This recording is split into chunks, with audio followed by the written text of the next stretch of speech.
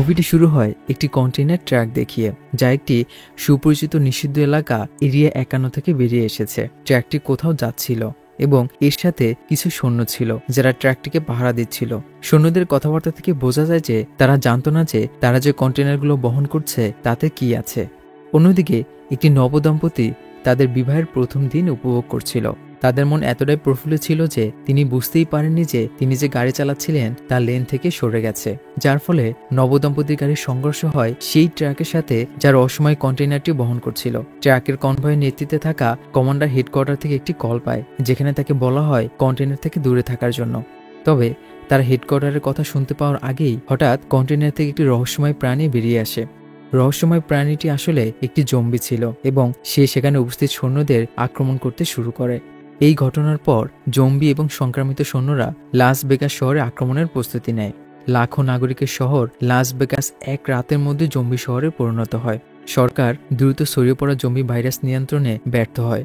অবশেষে সরকার বাধ্য হয় পুরো লাস ভেগাস শহরকে কন্টেইনারের দেয়াল দিয়ে ঘিরে ফেলা, জম্বিদের শহরের ভিতর রেখে দেয়া।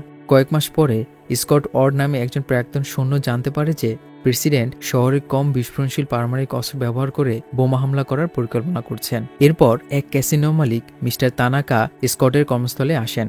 তিনি স্কটকে লাস ভেগাসের মৃত শহরে তার ক্যাসিনো বিল্ডিং থেকে তার $200 মিলিয়ন উদ্ধার করার মিশন অফার করেন। মিস্টার তানাকা স্কট একটি দল গঠনের আদেশ দেন। মিশনে অংশগ্রহণকারী দলকে তারা উদ্ধার করার অর্থ থেকে $50 মিলিয়ন পুরস্কার দেওয়া হবে।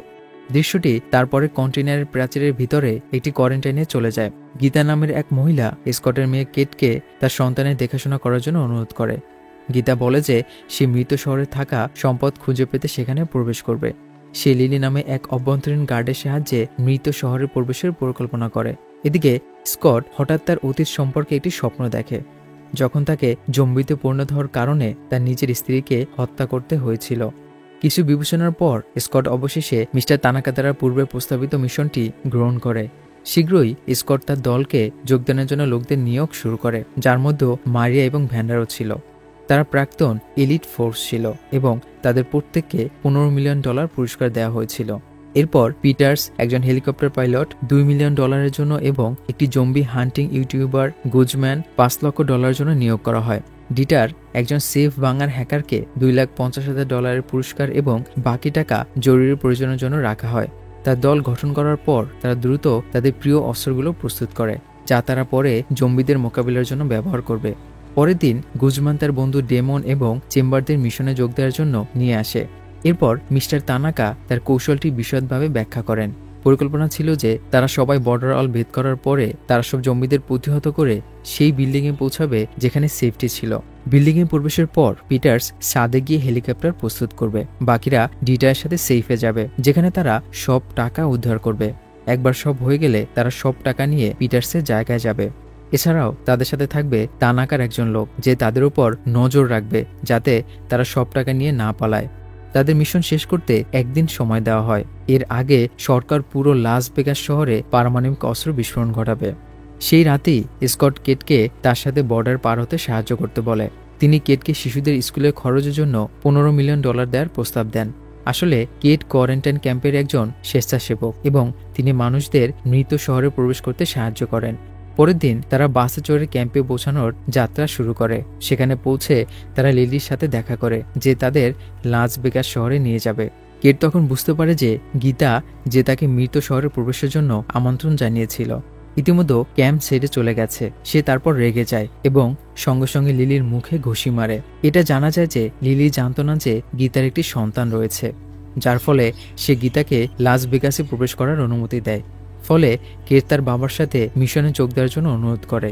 স্কট প্রথমে কেটের অনুরোধ প্রত্যাখ্যান করে, কিন্তু কেট একা যাওয়ার হুমকি দেওয়ার পরে স্কট বাধ্য হয় তার মেয়েকে মিশনে যোগ দেওয়ার অনুমতি দিতে। শুধু কেটই নয়, লিলিও স্কটকে বুড নামে আরেক সদস্যকে যোগ দেওয়ার জন্য অনুরোধ করে, কারণ শহরে প্রবেশ করার পর লিলি বুটের সাহায্যের প্রয়োজন। তারা তারপর তাদের মিশন শুরু করে এবং জম্বিদের এলাকায় প্রবেশ করে। শহরে প্রবেশ করার সাথে সাথেই তারা হঠাৎ একটি বিকট গর্জন শুনতে পায়, যা আসলে একটি জম্বি বাঘের গর্জন ছিল।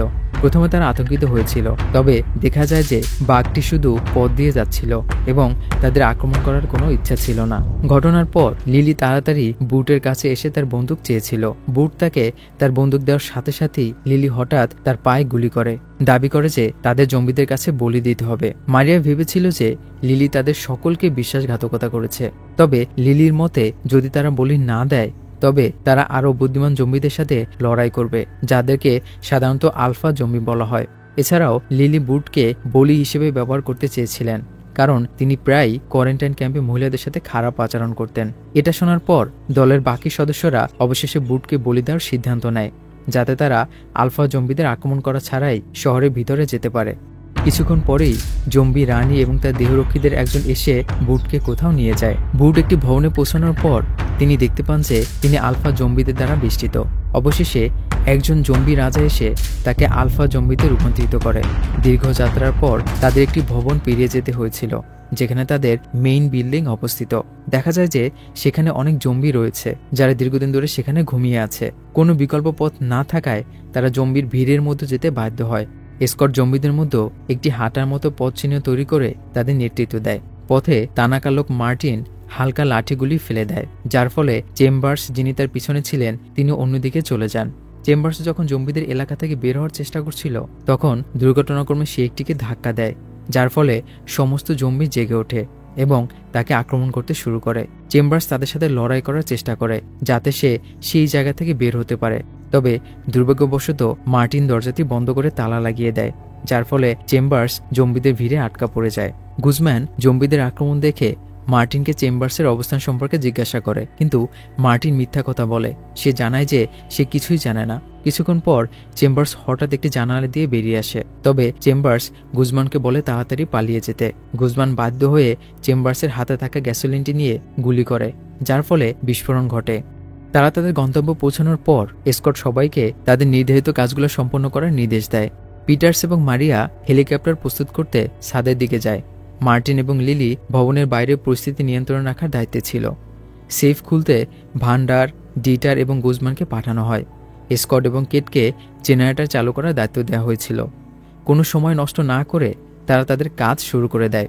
লিলি এবং মার্টিন যখন বাইরে পাহারায় ছিল, তখন তারা হঠাৎ জম্বি রানীর উপস্থিতি টের পায় এবং মার্টিন জম্বি রানীকে ধরার চেষ্টা করে। জম্বি রানীর দেহরক্ষী ঘটনাটি দেখে মার্টিনকে আক্রমণ করার চেষ্টা করে, কিন্তু শেষ পর্যন্ত লিলি সেই দেহরক্ষী জম্বিটিকে গুলি করে মেরে ফেলে। প্রকৃতপক্ষে লিলি এটা করে মার্টিনকে সাহায্য করতে চেয়েছিল, কারণ মার্টিন আগে বলেছিল যে জম্বি রানীর রক্তের প্রয়োজন তার গবেষণার জন্য। তবে মার্টিন লিলিকে প্রতারণা করেছিল, কারণ তার আসল উদ্দেশ্য ছিল জম্বি রানীর মাথা নিয়ে যাওয়া, যাতে তারা নিয়ন্ত্রণযোগ্য জীবিত লাশের একটি বাহিনী তৈরি করতে পারে। যখন লিলি এটা দেখে, সে মার্টিনকে সতর্ক করার চেষ্টা করে, কারণ জম্বি রাজা যদি জম্বি রানীর দেহ খুঁজে পায় তাহলে তাদের পূর্ববর্তী চুক্তি ব্যর্থ হবে। অন্যদিকে স্কট এবং কেট জেনারেটর চালু করার পর পিটার্স এবং মারিয়া দ্রুত ছাদে চলে যায়, আর ভ্যান্ডার এবং অন্যরা সেফের দিকে রওনা দেয়। সেফে পৌঁছানোর পর তাদের সামনে কয়েকটি জম্বি আসে, তবে তারা সব জম্বিকে পরাজিত করতে সক্ষম হয়। গেটটি উড়িয়ে দেওয়ার পর তারা কিছু জম্বিকে ফাঁদ হিসেবে ব্যবহার করার চেষ্টা করে, যাতে সব মারাত্মক ফাঁদ মুক্ত করতে পারে।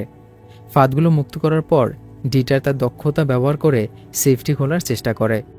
এদিকে পিটার্সের হেলিকপ্টার চালু করতে অসুবিধা হচ্ছিল, কারণ এটি বেশ কয়েকটি স্থানে ক্ষতিগ্রস্ত হয়েছিল। যখন আরও খারাপের দিকে যায়, তখন হেলিকপ্টারটিতে আগুন ধরে যায়। ঠিক তখনই সংবাদে জানা যায় যে প্রেসিডেন্ট তার বোমা হামলার তারিখ একদিন এগিয়ে এনেছেন। এতে সবাই আতঙ্কিত হয়ে পড়ে, কারণ এখন তাদের কাছে মিশন শেষ করার জন্য মাত্র 1.5 ঘন্টা সময় ছিল।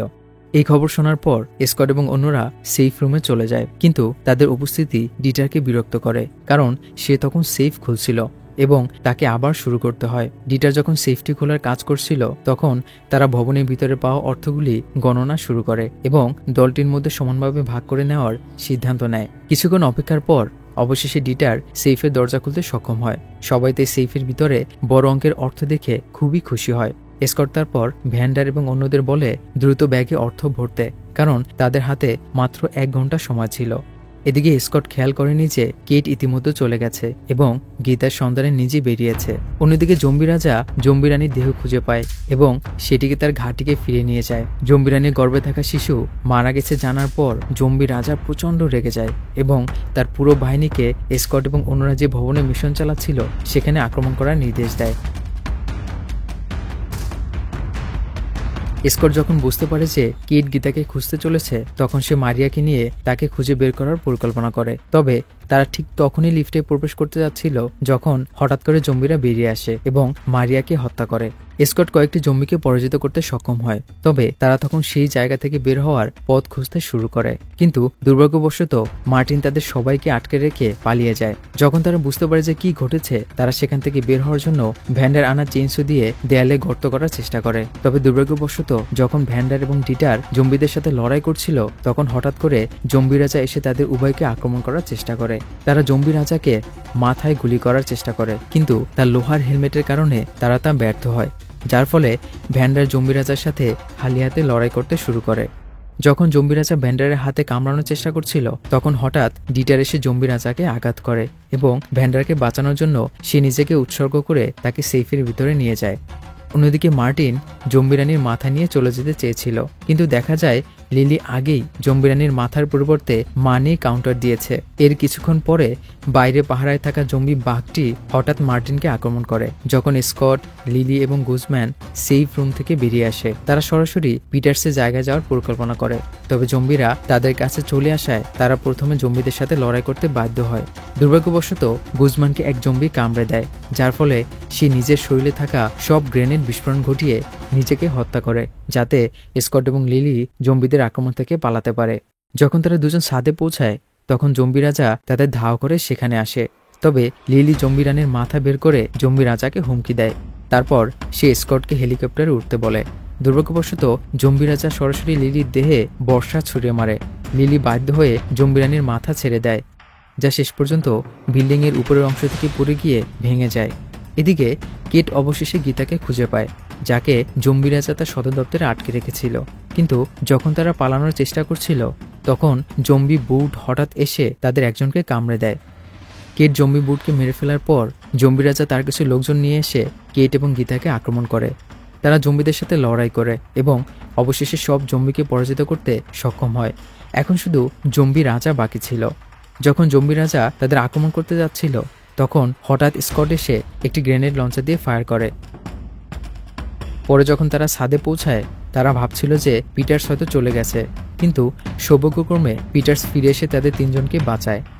তবে তারা বুঝতে পারেনি যে জম্বি রাজা এখনও জীবিত ছিল এবং সে হেলিকপ্টারে লাফিয়ে ওঠে। স্কট জম্বি রাজার সাথে লড়াই করার চেষ্টা করে, কিন্তু জম্বি রাজা তাকে কামড়ে দেয়। এর আগেই স্কট জম্বি রাজাকে হত্যা করতে পারে। কিছুক্ষণ পর আকাশে একটি পারমাণবিক বোমা নিক্ষেপ করা হয়। বোমা বিস্ফোরণের ফলে সৃষ্টি ঝাঁকুনিতে হেলিকপ্টারটি বিধ্বস্ত হয়।